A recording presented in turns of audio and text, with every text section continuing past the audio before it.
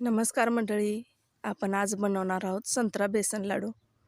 लाडू म्हणलं की कसं सगळ्यांनाच लाडू आणि लहानांपासून ते मोठ्यापर्यंत गोड पदार्थ म्हणलं की कसं सगळ्यांनाच आवडतो ना. पण तुम्ही कधी खाल्लाय का असा लाडू संत्रा फ्लेवरचा बेसन लाडू? बघा ना किती दिसायला पण किती छान दिसतोय. बघूया आपण रेसिपी कसं बनवायचं.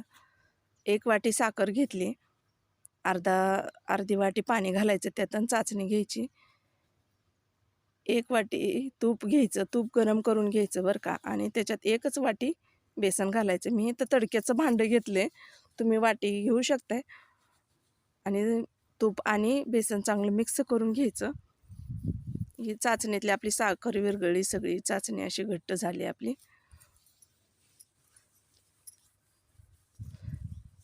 आपण जे आता बेसन आणि तूप मिक्स करून घेतले की नाही, ते आता त्याच्यात ओतून घेऊया. ह्या लाडूला बरं का फक्त हलवण्याचीच जास्ती कसरत लागते बरं का. सारखं हलवत राहायला लागतं, नाहीतर खाली मग काळं पडतं, डागतं लगेच खाली.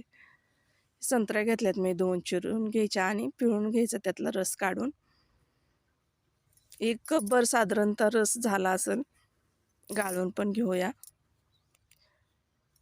आणि आता त्याच्यात घालूया आपण बेसनमध्ये. बेसन आधी आपलं छान असं भाजून झालेलं आहे तुपात आणि साखरेच्या पाकात. आणि नंतर ज्यूस ओतल्यानंतर घट्ट येईपर्यंत हलवत राहायचं बरं का.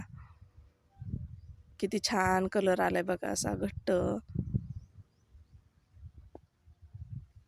थोडंसं केशरी कलर पण टाकला मी, आणखीन छान दिसेल म्हणून. थोडंसं तूप घालायचं गरम करून.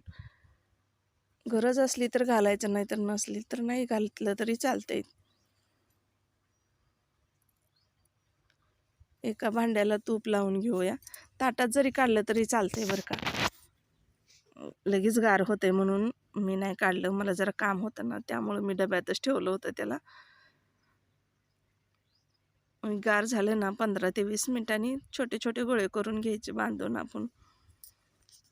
अगदी खव्यासारखे झालते बरं का. आपला पेढा असतो की नाही बाजारात, तसंच झालते. खूप छान झालते. आणि ही नवीन वर्षाची रेसिपी आहे बरं का. नवीन वर्षाची नवीन गोड सुरुवात केलेली कालची रेसिपी. ह्याची बर्फी पण छान होऊ शकते बरं का, बर्फी पण.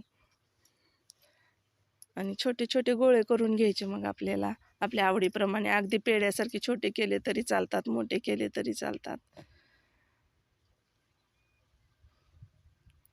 तुम्हाला ही रेसिपी आवडली असली तर लाईक करा, सबस्क्राईब करा.